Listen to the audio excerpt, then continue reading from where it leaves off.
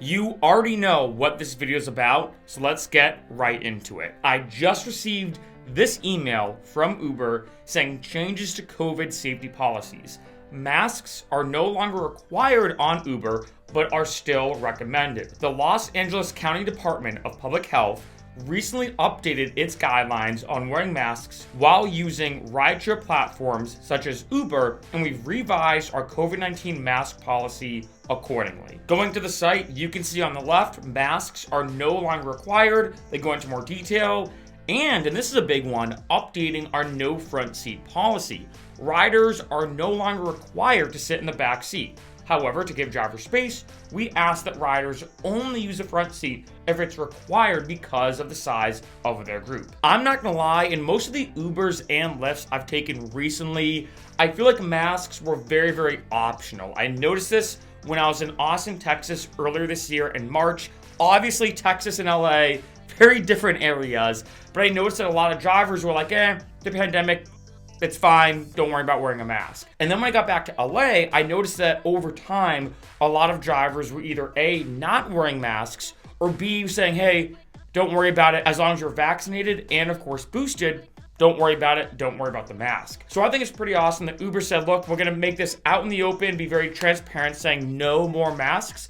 Of course, still wear them if you're feeling sick or you have some health complications, but now absolutely no more masks. Another big thing, like I showed you too, is the whole front seat aspect. I remember, if anything, the masks, when it comes to taking an Uber or Lyft, the masks weren't that big of a deal. I feel like we all do that thing when going out where you're like, okay, wallet, keys, phone, and mask, right? If anything, you make sure you had your mask first before checking anything else, just because if you didn't have your mask, you couldn't really go anywhere, right? Now, of course, that's a lot different. But when it comes to taking an Uber or Lyft, I feel like it wasn't that big of a deal because you were gonna have your mask anyway. However, as we all know, when it comes to taking a regular Uber or Lyft, you can have maximum 4 people, 3 in the back and 1 in the front.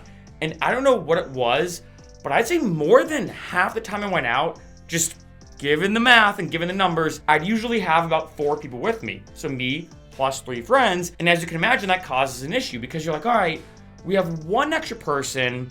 Some drivers are like, you know what? No big deal. If you're vaccinated, you wear the mask and everything. 3 in the back, 1 in the front, that's okay.